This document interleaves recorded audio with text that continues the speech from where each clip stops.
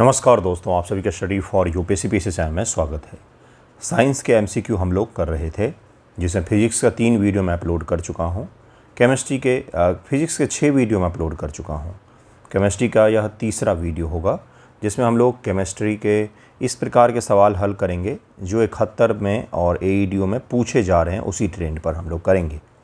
Application based सवाल अधिक होंगे, इसलिए ध्यानपूर्वक प्रैक्टिस कीजिएगा। और सबसे बड़ी चीज़ ये है कि इसमें सवाल का लेवल जो है वो अलग अलग स्तर का होगा। कुछ सवाल बहुत ही आसान होंगे, जिसे देखते ही आप कर ले जाते हैं। कुछ सवाल जो है वो मध्यम से कठिन स्तर तक के होंगे, जिसमें आपको दिक्कतें आएंगी। बस हल करना है और हल करके अंत में बताना है कितने आपके सही हुए हैं। देखिए पहला सवाल क्या है, और बहुत ही आसान सवाल है ये तो। ऑटोमोबाइल के लेड स्टोरेज बैटरी में आमतौर पर किस अम्ल का उपयोग किया जाता है? लेड स्टोरेज वाले बैटरी होते हैं ये ज़रूर ध्यान में रखिएगा। अगर स्टोरेज हम लोग बदलेंगे तो बदल सकता है आंसर। इसका आंसर क्या हो जाएगा? सल्फ्यूरिक अम्ल, नाइट्रिक अम्ल, हाइड्रोक्लोरिक अम्ल, एसिटिक अम्ल। कौन सा होता है बैटरी में इस्तेमाल जो होता है अम्ल, वो कौन सा होता है? सल्फ्यूरिक या हाइड्रोक्लोरिक? कौन सा इसका आंसर हो जाएगा? तो इसका आंसर हो जाएगा ये H2SO4 इसको कहते हैं हम लोग। H2SO4 है यह। लेड स्टोरेज सीसा संचालक बैटरी एक प्रकार की सेकेंडरी बैटरी है, जिसे बार बार चार्ज किया जा सकता है। बार बार उसे चार्ज करना पड़ता है, ये उसकी खासियत भी होती है। इसमें इलेक्ट्रोलाइट के रूप में लगभग 38% कंसनट्रेटेड H2SO4 जो है इसका उपयोग किया जाता है। तो इसको ज़रूर ही ध्यान में रखें। आसान सवाल, बेहद आसान सवाल, हर किसी ने किया होगा सही इसका आंसर। नेक्स्ट सवाल पर हम लोग चलते हैं। अब ज़रा इसको करना है, हल करना है, मैच करते हुए करना है। मैं अपना वीडियो बंद कर देता हूं ताकि पूरे सवाल को अच्छे से आपको दिखा सकूं और आप सही से आंसर निकाल सकें। यहाँ पर मिश्र धातु दिया हुआ है, एलॉयज़ दिए हुए हैं, और यहाँ पर दिया हुआ है कि किस किस को मिला करके कौन कौन से धातु बनते हैं। अब आपको मैच करना है। मैच करना है कि ए का क्या होगा, बी का क्या होगा, सी का क्या होगा और डी का क्या होगा। ज़रूर निकालिएगा इसका आंसर। इसका आंसर जो है वो सी हो जाएगा। ए का 3 हो जाएगा, ए का 3 हो जाएगा, यानी कि तांबा प्लस जास्ता मिलकर के पीतल का निर्माण होता है। उसके अलावा बी का 4 हो जाएगा, कांसा का निर्माण तांबा और टिन कर मिलकर होता है। सी का 1 हो जाएगा, अर्थात जर्मन सिल्वर का निर्माण तांबा, जास्ता और निकेल के बनने से होता है। ये ज़रूर ध्यान रखिएगा, जर्मन सिल्वर के बारे में कितनी ही बार सवाल पूछा गया है। पीतल, तांबा और जास्ता का मिश्रण है, इसका उपयोग बर्तन, वाद्य यंत्रों में होता है। कांसा में तांबा और टिन होता है। हमें कहाँ पर कांसा मिलता है? हड़प्पा के सिविलाइजेशन हमें कांसा देखने को मिलता है। मूर्ति और पादकों के निर्माण में इसका उपयोग किया जाता है, पदक इत्यादि के निर्माण में। जर्मन सिल्वर जो है यह तांबा, जास्ता और निकेल का मिश्रण होता है। इसमें चांदी बिल्कुल भी नहीं होती है, नाम से कन्फ्यूज़ नहीं होना है। जर्मन सिल्वर नाम का जर्मन सिल्वर है, उसमें सिल्वर होता ही नहीं है। टांका सीसा और टिन का मिश्र धातु होता है, जिसका गलनांक कम होता है, अतः यह वेल्डिंग और इलेक्ट्रॉनिक सर्किट में उपयोग किया जाता है। चींटी काटने पर दर्द और जलन से राहत पाने के लिए निम्न से किस रसायन का उपयोग लेप के रूप में किया जाता है? सोडियम क्लोराइड, एसिटिक अम्ल, कैल्शियम कार्बोनेट, सोडियम बाइकार्बोनेट। इसका आंसर क्या हो जाएगा? अगर मैं डायरेक्ट यहाँ पर एसिड बेस लिख करके दे देता तो आप निकाल ले जाते आंसर, लेकिन मैंने उनका रासायनिक नाम ही दिया है। इसका आंसर ज़रूर निकालिए। चींटी वगैरह जब काटती है तो मुख्य रूप से एसिड के कारण से हमें तकलीफ़ होती है। तब इसका आंसर निकालिए। इसका आंसर क्या हो जाएगा? सोडियम बाइकार्बोनेट का उपयोग किया जाता है, इसका आंसर डी हो जाएगा। चींटी या मधुमक्खी के डंक में फॉर्मिक अम्ल होता है, जो त्वचा में प्रवेश करने पर जलन पैदा करता है। इस अम्लीय प्रभाव को बेअसर करने के लिए हल्के क्षार की आवश्यकता होती है, जो घरों में उपलब्ध बेकिंग सोडा होता है। NaHCO3 एक हल्का क्षार होता है जो अम्ल को बेअसर कर सकता है। या फिर कौन कौन सी चीज़ें यूज़ कर सकते हैं? जैसे टूथपेस्ट जो होता है वो भी क्षार ही होता है, नेचर में बेस ही होता है उसमें। साबुन जो है उसमें भी बेस ही होता है। तो इस प्रकार की चीज़ों को अगर आप लगाएंगे तो वहाँ पर आपको तुरंत ही रिलैक्स मिलेगा, आराम मिलेगा, क्योंकि एसिड और बेस के कारण से ही यह दर्द आपको राहत मिल सकता है। निम्न से कौन सा एल्यूमिनियम का मुख्य अयस्क है? बहुत आसान सवाल है, ये तो कभी भी गलत नहीं होना चाहिए भाइयों बहनों। हेमेटाइट, बॉक्साइट, गैलेना और सिनेबार। कौन सा एल्यूमिनियम का मुख्य अयस्क है? कुछ दिन पहले ही हमने पढ़ा है ओडिशा में वेदांता ग्रुप को बॉक्साइट निकालने का अधिकार प्राप्त हुआ है, जिसको लेकर के विवाद भी हुआ था। हमने इसका अध्ययन न्यूज़पेपर डिस्कशन में भी किया था। तो इसका आंसर क्या हो जाएगा? बी हो जाएगा। बॉक्साइट जो है एल्यूमिनियम का मुख्य अयस्क है। Al2O3.2H2O, ये याद रखना है। क्यों याद रखना है भाई? क्योंकि बीपीएससी है, वो आपसे कुछ भी पूछ सकती है। अगली बार वो आपसे बॉक्साइट नहीं पूछेगा, बताएगा कि बॉक्साइट को निम्न में से पहचानिए। ठीक है, तो बॉक्साइट हमें प्राप्त होता है प्रकृति से, फिर मेटलर्जी साइंस के द्वारा उसमें से प्योर एल्यूमिनियम हम लोग प्राप्त करते हैं। एल्यूमिनियम का सबसे महत्वपूर्ण और मुख्य अयस्क है। सारी इम्प्योरिटीज़ निकालने के बाद हमें Al2 प्राप्त होता है। स्टेनलेस स्टील को जंगरोधी बनाने के लिए लोहे के साथ मुख्य रूप से कौन सी धातु मिलाई जाती है? स्टेनलेस स्टील, अगर आपने वॉच पहना होगा हाथ पर, रिस्ट वॉच जिसे कहते हैं, तो उसमें स्टेनलेस स्टील का उपयोग होता है। स्टेनलेस स्टील बहुत ही ज़्यादा चमत्कारी धातु है, जिसके आने के बाद से सब कुछ बदल गया, इंडस्ट्री और सभी घरों के उपयोग के स्तर भी, क्योंकि काफ़ी ज़्यादा टिकाऊ होता है और लाइफ बहुत ज़्यादा होती है। ऊपर से फ्लेक्सिबिलिटी भी कमाल की इसकी होती है। तांबा, टिन, क्रोमियम, एल्यूमिनियम, तो इसका आंसर क्या हो जाएगा भाइयों बहनों? क्रोमियम हो जाएगा। ये सब सवाल गलत नहीं करना एग्जामिनेशन में, इसीलिए हम लोग हल्के सवाल का भी रिवीजन कर रहे हैं। कठिन सवाल तो मैं करवा ही रहा हूँ। पिछला वीडियो इतना कठिन था, कम बच्चे देख पाए, कम बच्चे समझ पाए, तो पिछला वीडियो भी जा करके देखिएगा। स्टेनलेस स्टील मुख्य रूप से आयरन प्लस क्रोमियम, ये याद रखना है, निकेल एंड कार्बन। कार्बन जरूर याद रखिएगा, कार्बन जरूर ही याद रखिएगा। कार्बन की मात्रा बहुत कुछ डिसाइड करती है इसमें। मिश्र धातु है, इसे जंगरोधी बनाने का मुख्य श्रेय क्रोमियम लगभग 10.5 से 20% को जाता है।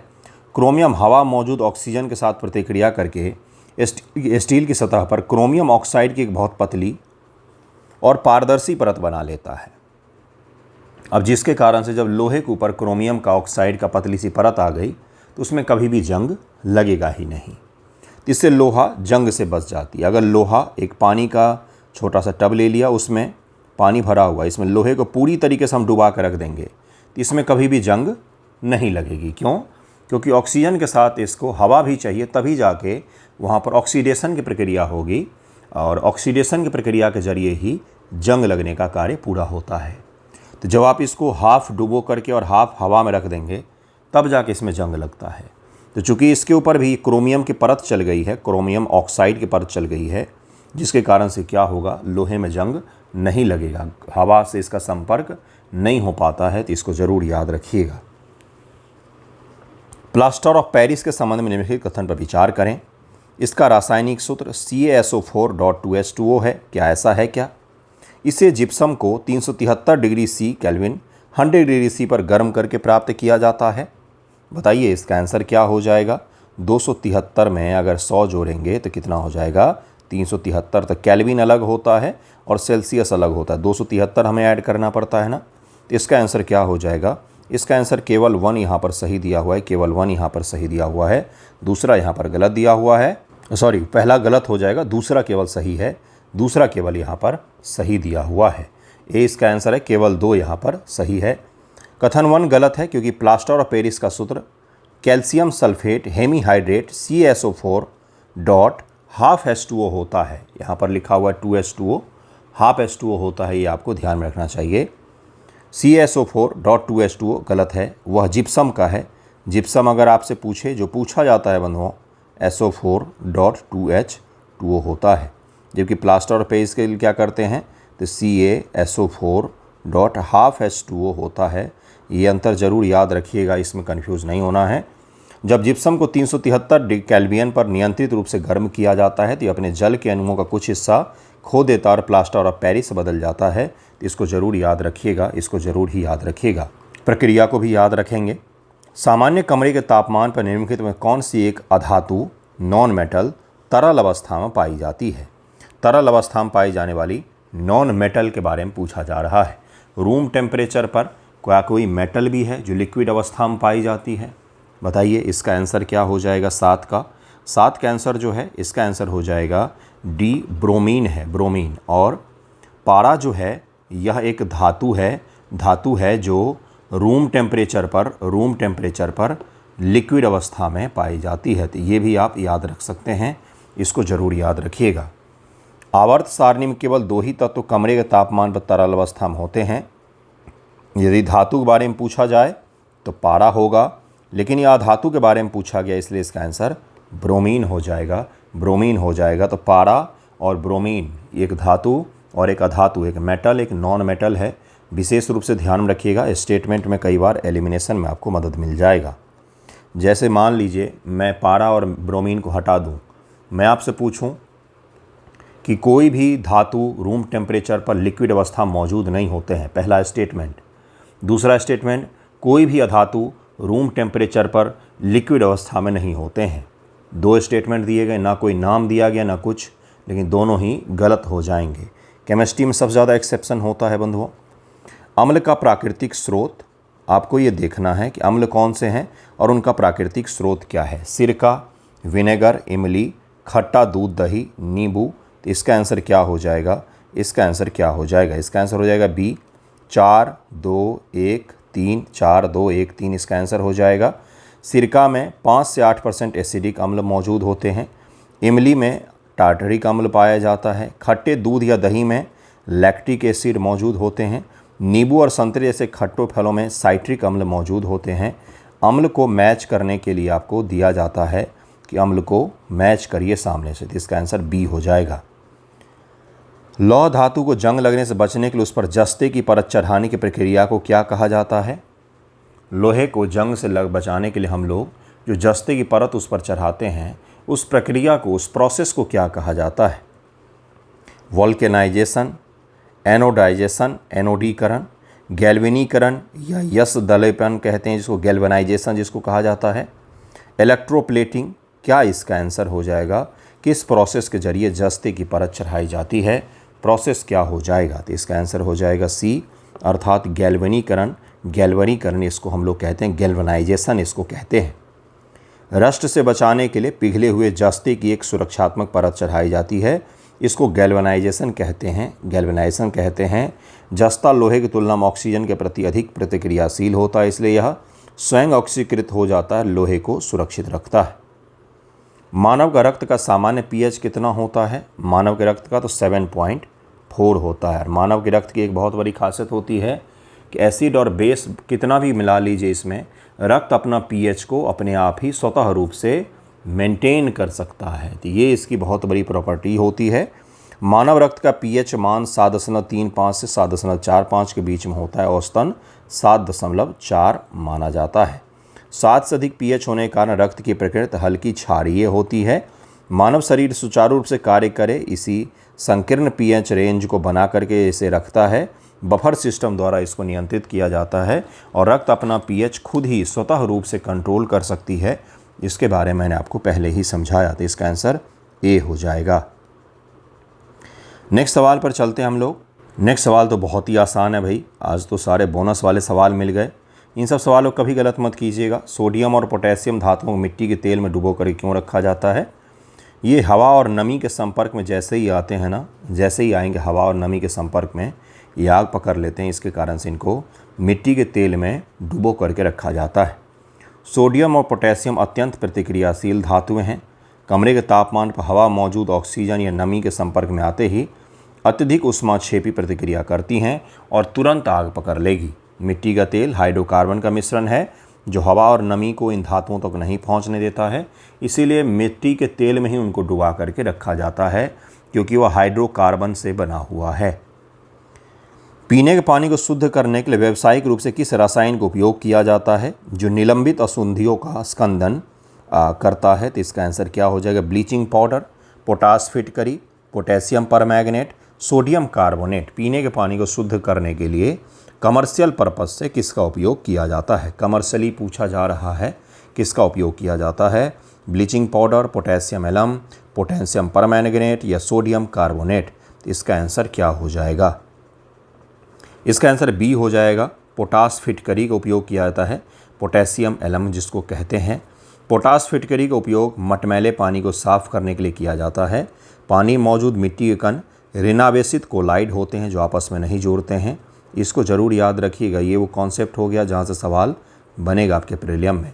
फिटकरी पानी में एल्यूमिनियम आयन Al3+ मुक्त करती है, जो मिट्टी के कणों के आवेश को ख़त्म कर देती है। इससे मिट्टी कण आपस में जुड़ करके भारी हो जाते हैं और भारी होने के बाद वो बैठ जाते हैं बर्तन के नीचे वाले हिस्से में, इसलिए कमर्शियली इसी प्रक्रिया का उपयोग किया जाता है।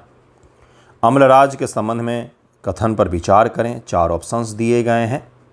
यह सांद्र हाइड्रोक्लोरिक अम्ल HCl और सांद्र नाइट्रिक अम्ल HNO3 का मिश्रण है। HCl प्लस HNO3 इसका मिश्रण है क्या? इसमें HCl और HNO3 का अनुपात 1:3 होता है। इनका अनुपात 1:3 होता है क्या? सेकेंड स्टेटमेंट है, सही पूछा है। यह सोना और प्लेटिनम जैसी उत्कृष्ट धातुओं को घोल सकता है। यह गोल्ड एंड प्लेटिनम को भी घोल सकता है क्या? इतना खतरनाक स्तर का एसिड होता है क्या? इसका आंसर क्या हो जाएगा? 1 2 2 3 1 3 1 2 3, तो इसका आंसर हो जाएगा सी। 1 और 3 यहाँ पर सही है, दूसरा यहाँ पर गलत दिया हुआ है। कथन 2 गलत है। एक्वारेजिया अम्लराज में सांद्र हाइड्रोक्लोरिक अम्ल और सांद्र नाइट्रिक अम्ल का अनुपात 3:1 होता है, न कि 1:3। आता हुआ सवाल भी गलत हो जाएगा इस छोटे से फैक्ट के कारण से। आपको लग रहा था ये आसान सवाल है, इसका आंसर क्या हो जाएगा? तो 1 और 3 हो जाएगा। अनुपात याद रखिएगा कि इसका क्या अनुपात है, क्योंकि अनुपात से सवाल बन सकते हैं। यह मिश्रण नवजात क्लोरीन उत्पन्न करता है, जो अत्यंत प्रतिक्रियाशील है। सोने और प्लेटिनम को आसानी से यह घोल लेती है अपने में, इसलिए इसका आंसर सी हो जाएगा। वॉशिंग सोडा का रासायनिक नाम क्या है? Sodium bicarbonate, sodium carbonate decahydrate, calcium carbonate, sodium hydroxide. तो 14 का आंसर हो जाएगा बी, सोडियम कार्बोनेट डेकाहाइड्रेट इसका आंसर हो जाएगा। वॉशिंग सोडा या धावन सोडा का रासायनिक नाम सोडियम कार्बोनेट डेकाहाइड्रेट है, Na2। सोडियम है तो Na2 आ गया, फिर CO3 आ गया, डॉट 10 H2O आ गया। तो ये ज़रूर याद रखें, इसका ज़रूर याद रखें। इसके एक अणु में पानी जल के क्रिस्टल के 10 अणु जुड़े होते हैं। देखिए यहाँ पर 10 H2O जुड़ा हुआ है एक अणु के साथ में। इसका उपयोग कांच, साबुन, कागज़ उद्योगों में पानी के परमानेंट हार्डनेस को दूर करने के लिए किया जाता है। वॉशिंग सोडा इसलिए इसको कहते हैं, जैसे समुद्र के पानी से अगर आप कपड़े धोएंगे तो वो झाग नहीं बना पाता है साबुन से, हार्डनेस के कारण से। तो उसमें सोडे का उपयोग करेंगे तो झाग निर्मित हो सकता है और हार्डनेस को दूर कर सकता है ये पानी के, इसलिए इसका उपयोग किया जाता है धोवन सोडा के रूप में। धोबी घाट पर इसका उपयोग किया जाता है।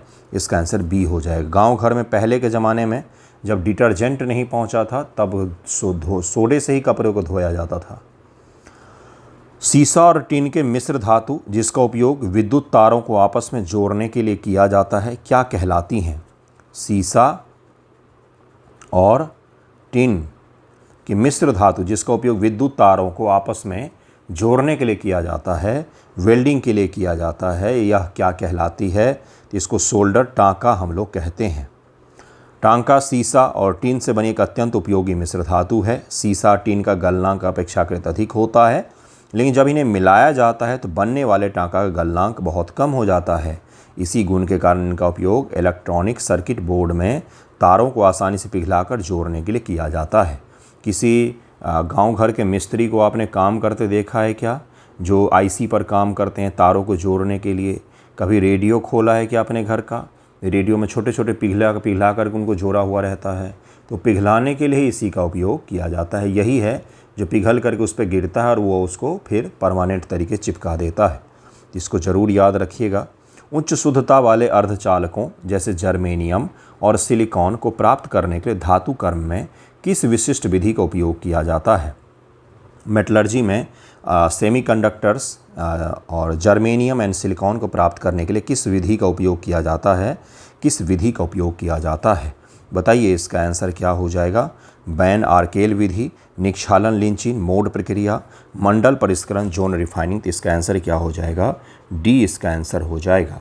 जर्मेनियम, सिलिकॉन, गैलियम जैसे अर्धचालकों को अल्ट्रा प्योर रूप में प्राप्त करने के लिए मंडल परिष्करण, जोन रिफाइनिंग का उपयोग किया जाता है।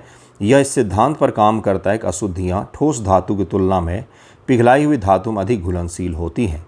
जब धातु के छड़ पर एक चलता हुआ हीटर लगाया जाता है तो अशुद्धियाँ पिघले हुए क्षेत्र के साथ आगे बढ़ती हैं, एक सिरे पर जम जाती हैं, जिसे बाद में काट करके अलग कर लिया जाता है। यही प्रोसेस होता है इन सेमीकंडक्टर्स को निकालने का।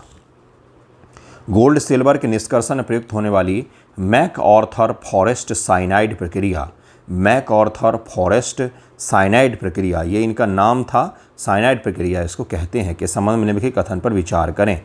इस प्रक्रिया में अयस्क को सोडियम साइनाइड के तनु विलयन के साथ घोला जाता है, जिससे धातु एक घुलनशील संकुल बनाती है। घुलनशील संकुल से शुद्ध सोना चांदी प्राप्त करने के लिए विस्थापन एजेंट, डिस्प्लेसमेंट एजेंट के रूप में एल्यूमिनियम धातु का उपयोग किया जाता है। गोल्ड और सिल्वर के निष्कर्षण मेटलर्जी साइंस से जुड़े हुए सवाल हैं बंधुओं, इसलिए इस तरह के सवाल आ रहे हैं। इसका आंसर क्या हो जाएगा? इसका आंसर हो जाएगा सी। केवल 1 यहाँ पर सही दिया हुआ है, केवल पहला यहाँ पर सही दिया हुआ, दूसरा गलत है। सोना और चांदी के निष्कर्षण के लिए निक्षालन विधि का उपयोग किया जाता है, जहाँ उन्हें NaCN या KCN के विलयन में घोल करके, सोडियम और पोटेशियम के विलयन में घोल करके घुलनशील साइनाइड संकुल बनाया जाता है। कथन 2 यहाँ पर गलत दिया हुआ है, तो इसका आंसर सी हो जाएगा। केवल 1 यहाँ पर सही है। बेकिंग पाउडर और बेकिंग सोडा, बेकिंग पाउडर और बेकिंग सोडा के बीच मूलभूत रासायनिक अंतर क्या है? बड़ा ही सुंदर सा सवाल है। बेकिंग पाउडर और बेकिंग सोडा के बीच बेसिक डिफरेंस क्या है, ये आपसे पूछा जा रहा है। आंसर ज़रूर निकालिएगा पढ़ करके, केवल सुनते मत रहिएगा। हर सवाल का आंसर निकालना, अटेम्प्ट करना है, देखना है कितना सही हो रहा है, कितना गलत हो रहा है। 18 का आंसर क्या हो जाएगा? इसका आंसर ए हो जाएगा। Baking powder, baking soda, sodium bicarbonate एक खाद्य हल्के अम्ल जैसे टार्टरिक अम्ल का मिश्रण है, तो इसका आंसर ए ही हो जाएगा। बेकिंग सोडा शुद्ध सोडियम बाइकार्बोनेट है, NaHCO3 है। बेकिंग सोडा शुद्ध कार्बन बाइकार्बोनेट है। जब इसे भोजन पकाने के लिए गर्म किया जाता है तो यह सोडियम कार्बोनेट बाइकार्बोनेट से कार्बोनेट बनाता है, जो स्वाद में कड़वा होता है। इस कड़वाहट को दूर करने के लिए बेकिंग सोडा में टार्टरिक अम्ल मिलाया जाता है और इस मिश्रण को बेकिंग पाउडर कहते हैं। यह अम्ल सोडियम कार्बोनेट को बेअसर कर देता है। तो यह इसमें बेसिक डिफरेंस यही होता है। हमारे मिडिल स्कूल में, सरकारी मिडिल स्कूल में एक शिक्षक महोदय थे, उनको सोडियम कार्बोनेट, सोडियम बाइकार्बोनेट में बड़ा तकलीफ़ होता था, भूल जाते थे वो, है ना। तो बचपन की बातें बता रहा हूँ आपको, तो इसको आप मत भूलिएगा, इसको याद रखिएगा। इसका आंसर ए हो जाएगा। निम्नलिखित में कौन से मिश्र धातु मिस मेटल कहलाती है, जिसका उपयोग सिगरेट लाइटर के फ्लिंट बनाने में किया जाता है? लाइटर का जो स्पार्किंग फ्लिंट होता है ना, जिस पर घर्षण के बाद से चिंगारी उत्पन्न होती है, तो उसी फ्लिंट को बनाने में इसका उपयोग किया जाता है मिश्र धातु का। इसका आंसर क्या हो जाएगा? 19 का। कितना शानदार सवाल है यह। इसका आंसर क्या हो जाएगा? उपयोगी सवाल है बंधुओं। इसका आंसर सी हो जाएगा। दुर्लभ मृदा तत्व लोहे का मिश्रण होता है, mixed of rare earth elements and iron. Misch metal एक विशेष पायरोफोरिक, रगड़ने पर चिंगारी देने वाला मिश्र धातु होता है, जिसको पायरोफोरिक कहा जाता है।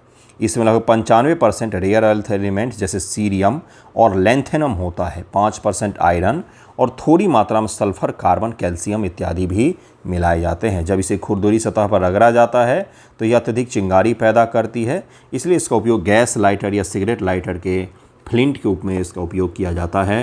रेयर अर्थ एलिमेंट का उपयोग करके आप सिगरेट धूक रहे हैं, ये आप समझिए। इसका आंसर सी हो जाएगा। उस रेयर अर्थ एलिमेंट के लिए कितना जंग हो रहा है दुनिया में। उभयधर्मी ऑक्साइड, एमोफोर्टिक ऑक्साइड के बारे में आपसे पूछा जा रहा है कि रासायनिक प्रकृति के संबंध में निम्नलिखित कथन पर विचार करें। उभयधर्मी ऑक्साइड कौन से होते हैं? ऑक्साइड ऑक्सीजन वाले होते हैं बंधुओं, ये तो पता होगा आपको।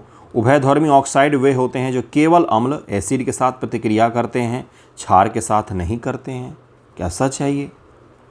जिंक ऑक्साइड और एल्यूमिनियम ऑक्साइड Al2O3 उभयधर्मी ऑक्साइड के उत्कृष्ट उदाहरण हैं। ZnO, NaL2O3 उभयधर्मी ऑक्साइड के उत्कृष्ट उदाहरण है। क्या हो जाएगा इसका answer? Aluminium oxide sodium hydroxide NaOH के साथ प्रतिक्रिया करके सोडियम एल्यूमिनेट बनाता है। 3 स्टेटमेंट दिए गए हैं यहाँ पर, तीनों का दर्शन एक बार फिर से कीजिए और फिर इसका उत्तर निकालिए कि क्या हो जाएगा इसका आंसर। इसका आंसर हो जाएगा डी। दूसरा तीसरा यहाँ पर सही दिया हुआ है, पहला यहाँ पर गलत दिया हुआ है। पहला यहाँ पर केवल शब्द के कारण से गलत हो जाएगा, एलिमिनेट कर सकते हैं आप एग्जामिनेशन में।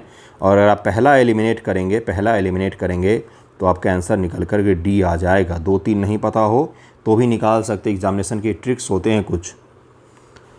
धातु ऑक्साइड सामान्यतः क्षारीय होते हैं, लेकिन कुछ धातु ऑक्साइड जैसे जिंक ऑक्साइड, एल्यूमिनियम ऑक्साइड और लेड ऑक्साइड उभयधर्मी होते हैं। इसका अर्थ है कि वे अम्ल क्षार दोनों के साथ प्रतिक्रिया करके लवण और पानी बनाते हैं। इसीलिए पहला कथन गलत है, दूसरा तीसरा बिल्कुल परफेक्ट दिया हुआ है, सही दिया हुआ है। माप उपकरण, मेजरिंग इंस्ट्रूमेंट्स और पेंडुलम घड़ियों के निर्माण में इनवार नामक मिश्र धातु का उपयोग क्यों किया जाता है? अगली बार सवाल हो सकता है कि माप उपकरण, मेजरिंग इंस्ट्रूमेंट और पेंडुलम में किस धातु का जनरली उपयोग किया जाता है? तो इनवार उसका आंसर हो जाएगा। एक सवाल अनेक फैक्ट। इसका आंसर निकालिए, क्या हो जाएगा 21 का? 21 का आंसर क्या हो जाएगा बताइए। यहाँ पर 4 ऑप्शंस दिए गए हैं, 3 तो दिख गया होगा आपको, चौथा ऑप्शन ये रहा, चौथा ऑप्शन यही तो रहा। इसका आंसर ए हो जाएगा बंधुओं। इसका तापीय विस्तार गुणांक लगभग 0 होता है, मतलब टेम्परेचर चेंज होने पर यह ना तो लंबी होगी ना तो यह छोटी होगी। अगर आपने गौर किया होगा तो गर्मियों में घर और बाकी जगह के दरवाजे वगैरह टाइट हो जाते हैं थोड़े से, और सर्दियों में यह सिकुड़ जाते हैं, है ना। तो ये भी इसी के कारण से होता है, टेम्परेचर के कारण से फैल जाती है कुछ चीज़ें और कुछ चीज़ें सिकुड़ जाती हैं, है ना। तो ये इसी के कारण से होता है।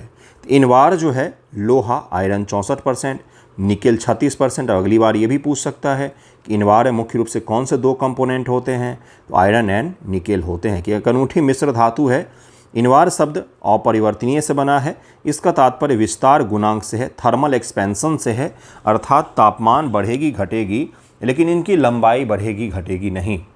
तो इसके कारण से समय हमेशा सही दिखाएगा। इसीलिए इसका उपयोग प्रिसीजन वाले डिवाइस जैसे कि माप उपकरण, पेंडुलम घड़ी, इन सब में किया जाता है, ताकि वो डिवाइस जो है उसमें परिवर्तन नहीं होना चाहिए, ताकि सही माप हर मौसम में मिल सके। तो इसका आंसर ए हो जाएगा, इसका आंसर ए हो जाएगा। इसका मतलब है तापमान बढ़ने घटने से इनकी लंबाई नहीं बदलेगी, थर्मल एक्सपेंशन इनमें नहीं होता है। नेक्स्ट सवाल है, शुरुआत में तो बहुत आसान सवाल थे भाई। निर्माण कार्य में उपयोग होने वाले पोर्टलैंड सीमेंट में क्लिंकर पीसते समय जिप्सम क्यों मिलाया जाता है? तो इसका आंसर क्या हो जाएगा 22 का। सीमेंट के जमने की दर को धीमा करने के लिए। नहीं तो सीमेंट की जमने की दर बहुत तेज़ होती है, अगर धीरे धीरे जमेगी तो बहुत अच्छे तरीके से डेंसिटी इसका बन पाएगा, समुचित रूप से विस्तार होगा और सही प्रकार से यह बैठेगा, सही निर्माण हो पाएगा। बहुत तेज़ी से जम जाएगा तो डेंसिटी इसकी सही नहीं रहेगी, कई बार खोखला भी हो जाता है सीमेंट। पीटलैंड सीमेंट मुख्य रूप से कैल्शियम सिलिकेट और एल्यूमिनेट होते हैं।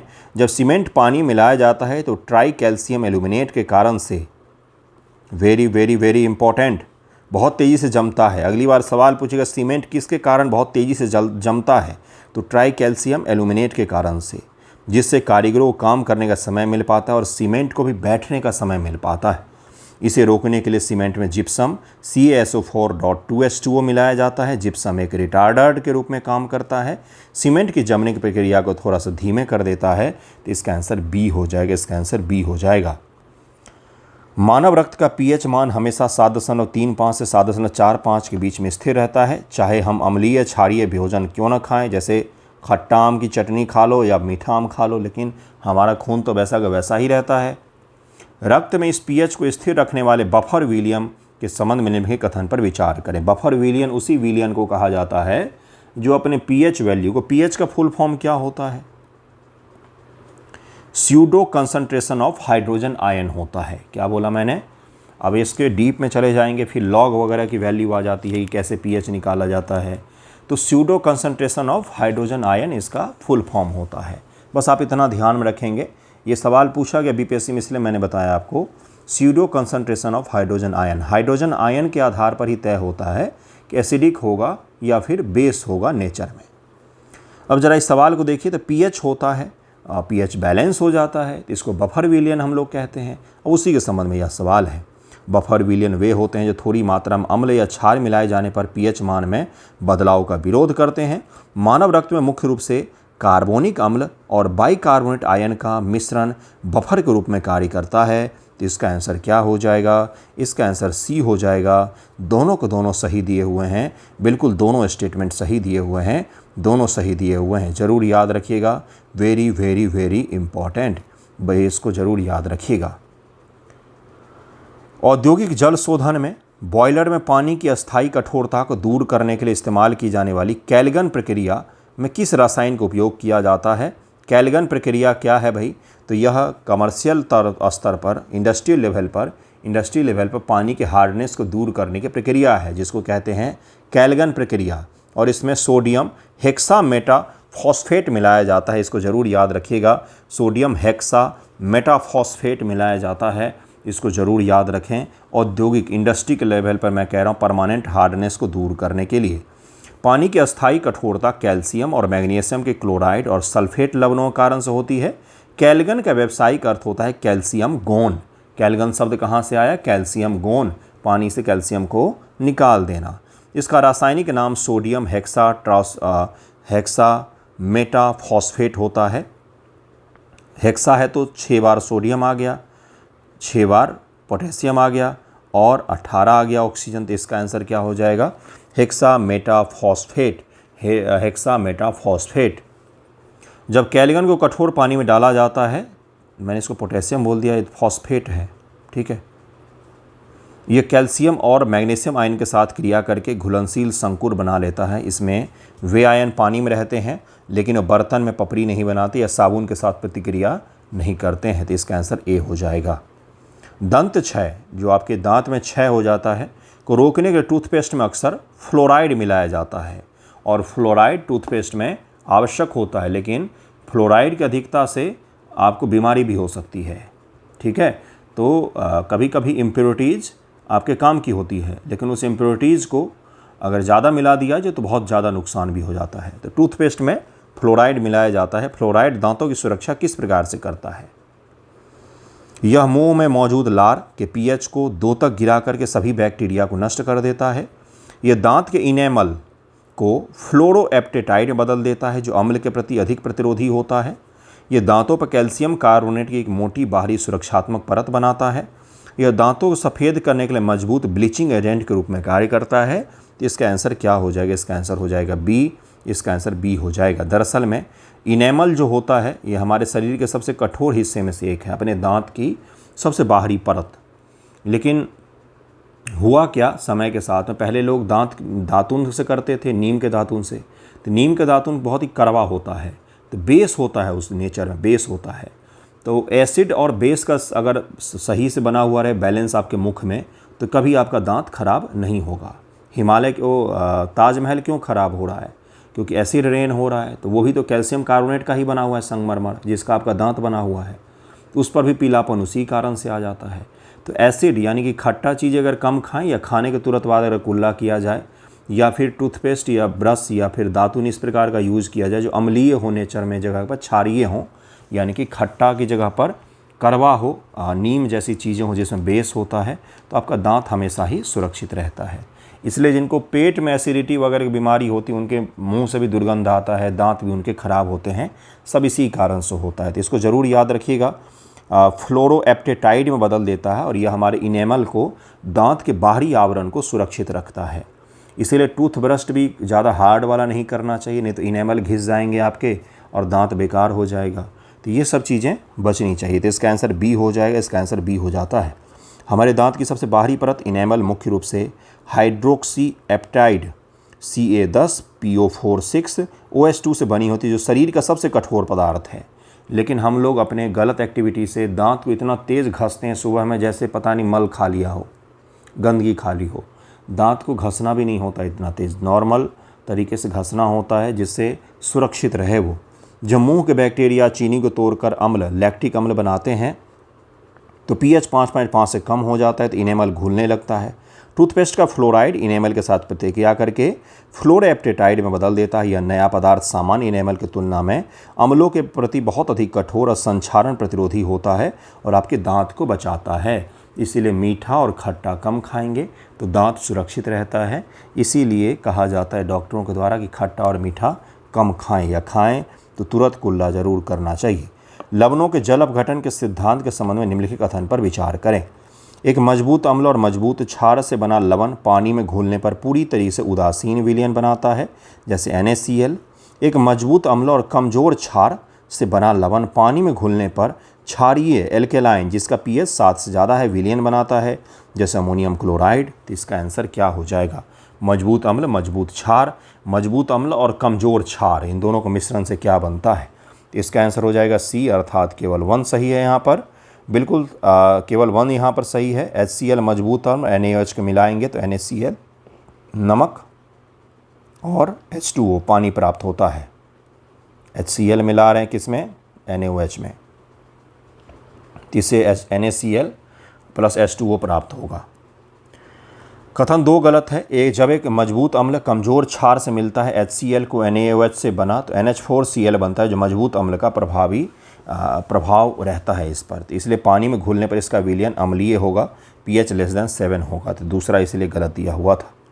कृषि विज्ञान में यदि किसी खेत की मिट्टी अत्यधिक अम्लीय है, हाईली एसिडिक हो गई है, मिट्टी एसिडिक हो गई है बहुत ज़्यादा, जिससे फसल की वृद्धि रुक जाती है, तो किसान pH को संतुलित करने के लिए आमतौर पर किस रसायन का छिड़काव करते हैं? तो इसका आंसर क्या हो जाएगा? इसका आंसर डी हो जाएगा, बिना बुझा चूना या बुझा हुआ चूना। इसको अगर छिड़केंगे तो आपकी मिट्टी जो है फिर से बेस पर आ जाती है, मतलब मिश्रित हो जाती है, एसिडिक बिहेवियर उसका कम हो जाता है। रासायनिक उर्वरक विशेषकर नाइट्रोजन युक्त के लगातार उपयोग से खेत की मिट्टी अम्लीय हो जाती, pH कम हो जाता है। पौधे बहुत अधिक अम्लीय मिट्टी में जीवित नहीं रह सकते। इस अम्लता को दूर करने के लिए मिट्टी में क्षार मिलाना आवश्यक होता है। किसान इसके लिए बिना बुझा चूना क्विकलाइम CaO या बुझा हुआ चूना CaOH का उपयोग करते हैं, जिससे मिट्टी जो है वह सही हो जाए और उसमें सही से उपयोग भी हो। शुष्क क्षेत्रों में कृत्रिम वर्षा या क्लाउड सीडिंग कराने के लिए बादलों पर किस रसायन का लवण छिड़काव किया जाता है? तो सिल्वर आयोडाइड इसमें छिड़कते हैं। सिल्वर आयोडाइड को ज़रूर याद रखिएगा। जहाज़ों के लोहे के पतवार को खारे समुद्री पानी में जंग लगने से बचने के लिए बलिदानी एनोड, सेक्रीफाइशियल एनोड तकनीक का उपयोग किया जाता है। हिंदी ट्रांसलेशन के मैं माफ़ी चाहूँगा, लेकिन क्या करूँ, सब जगह इसी शब्द में यह सवाल लिखे रहते हैं। इस तकनीक के संबंध में निम्नलिखित कथनों पर विचार करें। सैक्रिफिशियल एनोड इसको कहते हैं। तो इसका आंसर क्या हो जाएगा? इस तकनीक में लोहे के पतवार के साथ लोहे से कम प्रतिक्रियाशील धातु के ब्लॉक जोड़े जाते हैं। इस उद्देश्य के लिए आमतौर पर मैग्नीशियम या जिंक के ब्लॉकों का उपयोग किया जाता है। इसका आंसर क्या हो जाएगा? इसका आंसर सी हो जाए। केवल दूसरा यहाँ पर सही दिया हुआ है, केवल दूसरा यहाँ पर सही है, पहला यहाँ पर गलत दिया हुआ है। समुद्री जल एक बेहतरीन इलेक्ट्रोलाइट है जो लोहे के जंग लगने की गति को बढ़ा देता है, क्योंकि खारा भी है वो। इसे रोकने के लिए जहाज़ के निचले हिस्से में लोहे से अधिक प्रतिक्रियाशील धातु जैसे मैग्नीशियम या जिंक के ब्लॉक जोड़े जाते हैं। अतः कथन 1 गलत है। चूँकि ये धातु लोहे से अधिक इलेक्ट्रोपॉजिटिव विद्युत धनात्मक होती हैं, इसलिए गैल्वेनिक सेल बनने पर लोहे के बजाय इन धातुओं का ऑक्सीकरण शुरू हो जाता है। ये धातुएं खुद की बलि दे करके लोहे को सुरक्षित रहती हैं, इसलिए इनको सैक्रिफाइशियल एनोड कहते हैं, क्योंकि ये धातु खुद को बलि चढ़ा देते हैं लोहे को सुरक्षित रखने के लिए। अम्लराज में सोना के घुलने के बाद कौन सी रासायनिक यौगिक कंपाउंड बनता है भाई? तो क्लोरोऑरिक अम्ल बनता है। क्लोरोऑरिक अम्ल बनता है जब सोने का aqua regia HCl 3HCl plus HNO3 में डाला जाता है, तो एक्वारेजिया से निकलने वाले नवजात क्लोरीन सोने के साथ अभिक्रिया करती है। सोना इनमें घुलकर एक विलेय संकुलन बनाती है जिसे क्लोरोऑलिक अम्ल कहा जाता है। HAuCl4 बनता है। HAuCl4 बनता है। इसका जलीय विलयन पीले नारंगी रंग का होता है, जो अद्भुत रंग इसका दिखता है। इसके कारण से इसका आंसर डी हो जाएगा। विमान में और एरोस्पेस में उद्योग में विमान का ढांचा बनाने के एल्यूमिनियम के किस मिश्र धातु का उपयोग किया जाता है? तो इसमें हम लोग ड्यूराल्यूमिन का उपयोग करते हैं। बहुत ही ज़्यादा कठोर और हल्की होती है। विमान का ढांचा बनाने के लिए ऐसी धातु की आवश्यकता होती है जो हल्की हो लेकिन बहुत मजबूत हो। ड्यूराल्यूमिन एल्यूमिनियम के सबसे प्रसिद्ध मिश्र धातु है। इसमें लगभग 94 से 95% एल्यूमिनियम, तांबा और थोड़ी मात्रा मैग्नीशियम और मैग्नीज होता है। तांबा और मैग्नीशियम मिलने से यह शुद्ध एल्यूमिनियम की तुलना में अधिक कठोर और स्टील जितनी मजबूत हो जाती है। और सबसे बड़ी चीज़ है कि यह हल्की भी रहती है, जिसके कारण से विमान का वजन भी उतना ज़्यादा नहीं होता है। तो इसलिए इसका आंसर सी हो जाएगा। अम्लों और क्षारों के लुईस सिद्धांत के संबंध में निम्नलिखित कथन पर विचार करें। लुईस सिद्धांत के अनुसार अम्ल वह पदार्थ है जो इलेक्ट्रॉन के एक जोड़े को ग्रहण करने की क्षमता रखता है, एक जोड़े को ग्रहण करता है, वह क्या कहलाता है भाई? तो अम्ल कहलाता है क्या वह? बोरॉन ट्राइफ्लोराइड BF3 एक उत्कृष्ट लुईस क्षार का उदाहरण है क्योंकि इसमें इलेक्ट्रॉन की अधिकता होती है। इसका आंसर क्या हो जाएगा? इसका आंसर हो जाएगा बी, केवल 1 सही है, दूसरा गलत है, दूसरा गलत दिया हुआ है। गिलबर्ट एंड लुईस के अनुसार इलेक्ट्रॉन युग्म ग्रहण करने वाला लुईस अम्ल होता है, जो दान करने वाले डोनर लुईस क्षार होता है। जो उसको इलेक्ट्रॉन का एक जोड़ा देगा वो क्षार हो जाएगा और जो ग्रहण करेगा वो अम्ल हो जाएगा। बोरॉन ट्राइफ्लोराइड में बोरॉन का अष्टक पूरा नहीं होता है, इसके पास केवल 6 इलेक्ट्रॉन होते हैं, इसीलिए इलेक्ट्रॉन की कमी वाला यौगिक है। अपनी कमी को पूरा करने के लिए इलेक्ट्रॉन युग्म को तीव्रता से ग्रहण करता है। तो BF3 एक बहुत ही शक्तिशाली एसिड है, न कि यह क्षार है, क्योंकि यह इलेक्ट्रॉन ग्रहित करने के लिए तैयार है और ग्रहण भी करता है। जो इसे दान करेगा वो क्षार होगा। यह तो क्या है? यह तो एसिड है। आग बुझाने वाले सामान्य यंत्रों में दबाव के साथ कौन सी गैस उत्पन्न होती है या किन 2 रासायनिक प्रतिक्रिया से बनती है? इसका आंसर क्या हो जाएगा भाई? इसका आंसर डी हो जाएगा, कार्बन डाइऑक्साइड गैस और सोडियम बाइकार्बोनेट और सल्फ्यूरिक अम्ल मिलकर के यह बनती है सोडा एसिड अग्निशामक यंत्र में कांच की बोतल में सल्फ्यूरिक अम्ल H2SO4 रखा होता है। बाहरी सिलेंडर में सोडियम बाइकार्बोनेट बेकिंग सोडा का विलयन होता है। जब नॉब को दबाया जाता है तो कांच की बोतल टूट जाती है और दोनों रसायन आपस में मिल जाते हैं। इसकी तीव्र प्रतिक्रिया में भारी मात्रा में CO2 गैस दबाव के साथ झाग के रूप में बाहर निकलती है और CO2 जो है यह आग को बुझाने के लिए उपयोग किया जाता है। धातुओं के निष्कर्षण में मोल्ड प्रक्रिया का उपयोग मुख्य रूप से किस धातु के शोधन में किया जाता है? तो निकेल के लिए किया जाता है। निकेल के लिए ज़रूर याद रखें इसको। इसका आंसर ए हो जाएगा। अशुद्ध निकेल को 100% शुद्ध करने के लिए मोल्ड प्रक्रिया वाष्प चरण प्रसंस्करण का उपयोग किया जाता है, परिष्करण का। इसमें शुद्ध निकेल को कार्बन मोनोऑक्साइड के साथ गर्म किया जाता है, जिससे एक वाष्पशील संकुल निकेल टेट्रा कार्बोनिल में बदल जाता है। अशुद्धियाँ पीछे छूट जाती हैं, इसलिए इसका आंसर ए हो जाएगा। निकेल के लिए मोल्ड प्रक्रिया अपनाई जाती है। बंदूक के पुर्जे और भारी मशीनरी बनाने के लिए उपयोग में आने वाली धातु गन मेटल मुख्य रूप से किन धातुओं का मिश्रण है? गन मेटल में क्या क्या होते हैं? तो तांबा, टिन और जस्ता का उपयोग किया जाता है। तांबा 88%, टिन 10% और जास्ता 2% होता है। ज़रूर याद रखें, ज़रूर ही याद रखें इसको। जस्ता के निष्कर्षण के दौरान जिंक ब्लेंड को ऑक्साइड में बदलने के लिए किस विशिष्ट प्रक्रिया का उपयोग किया जाता है? जिंक ब्लेंड को ऑक्साइड बदलने के लिए हम लोग किसका उपयोग करते हैं? इसके लिए हम लोग भर्जन रोस्टिंग विधि का उपयोग करते हैं। जिंक ब्लेड ZnS एक सल्फाइड है क्योंकि सल्फर लगा हुआ है। सल्फाइड अयस्कों को वायु के पर्याप्त उपस्थिति में गलनांक से कम ताप पर गर्म करने के ऑक्साइड बदलने की प्रक्रिया को भर्जन कहा जाता है। तो इसको ज़रूर याद रखिएगा। इसका आंसर सी हो जाएगा। जब तांबा के बर्तनों को लंबे समय तक नम हवा में खुला छोड़ दिया जाता है तो उन पर एक हरे रंग की परत चढ़ जाती है।